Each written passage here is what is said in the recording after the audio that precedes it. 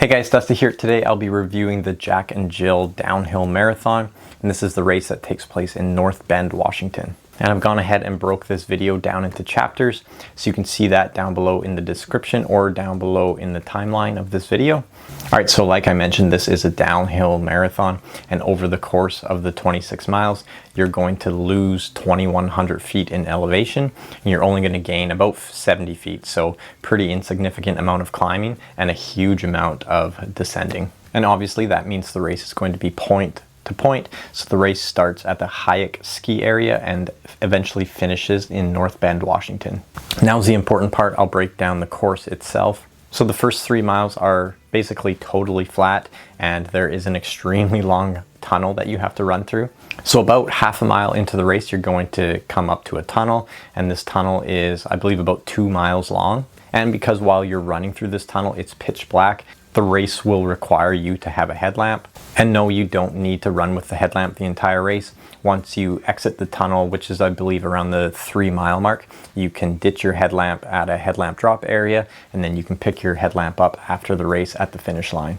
There's nothing hugely notable about these first 3 miles. I would just urge you to be extremely cautious of your footing while inside the tunnel. I found the early sections of the tunnel, the path wasn't super flat. There is a bit of a camber, and it's dark in there, it's pitch black, and there's lots of people around you. So just be a little bit cautious with your landing. It's a pretty cool experience running through this tunnel though. It is a little bit annoying. You can see the light at the end of the tunnel for a very, very long way. You're thinking to yourself, I'm almost through this tunnel, and you're not. It goes on forever. That 2 miles really drags on. But it's a cool experience. It's super loud in the tunnel. It is a little bit wet as well.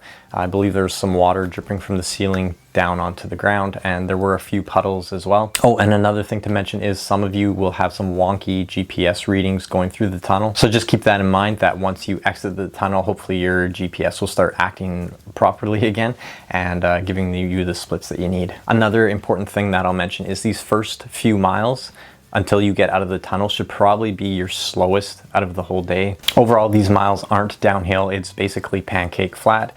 And the rest of the race, for the most part, is going to averagely over each mile be quite significantly downhill. So really make sure that you don't start out too fast over these first 3 miles. All right, so now we're out of the tunnel. You've ditched your headlamp if you want to do that. And now it's time to start the serious section of the race. Now, once you're a few minutes past the tunnel, that's when the downhill section starts, and basically it's not going to stop until you reach the finish line. And like I mentioned, this is a gradual downhill. It's not so steep that you need to change your form or anything.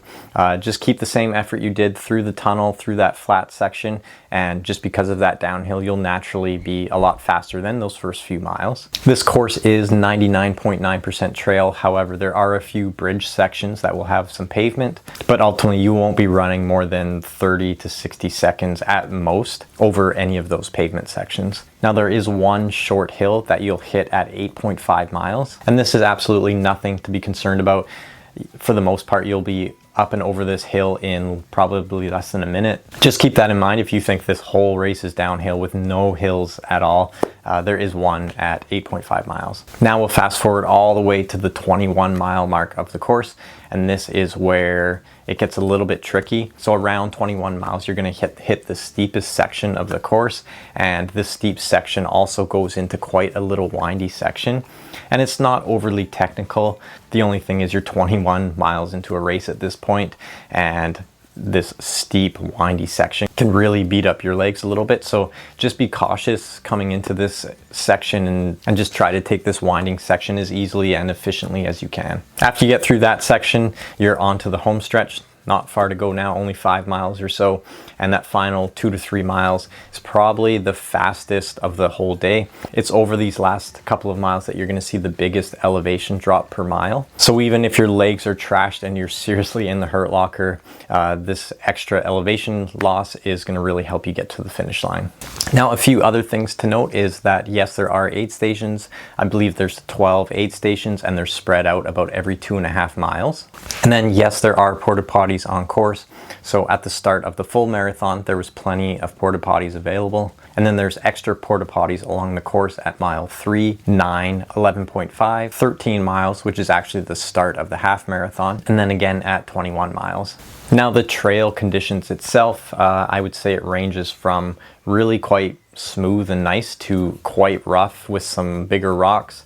I would say overall though, it's still probably in your interest, if you're used to racing with these, is to use a carbon plated race day shoe.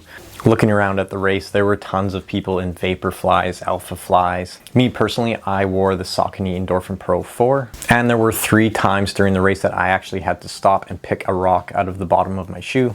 Overall though, I think having a carbon plated road shoe is still the right choice, and I will mention that I would absolutely not use some of the older version of On shoes. You would absolutely be stopping all the time to pick rocks out of the channel in the middle or the cloud pods. And I would definitely say the trail isn't technical enough or rough enough to justify using a full-on heavy trail shoe. And yes, this course does offer pace bunnies. I'm not sure of what the different categories of pacers they have. You have to check the website for that, but they are going to be available for you. Now, how much faster is this course? For me personally, I think running on pavement is way faster than running on this type of a trail. I think the push off that you're going to receive running on pavement is much greater than running on this trail. However, with that being said, because over the course of this race you're going to lose 2,100 feet in elevation, that outweighs the push off or benefit that you'll receive running on pavement.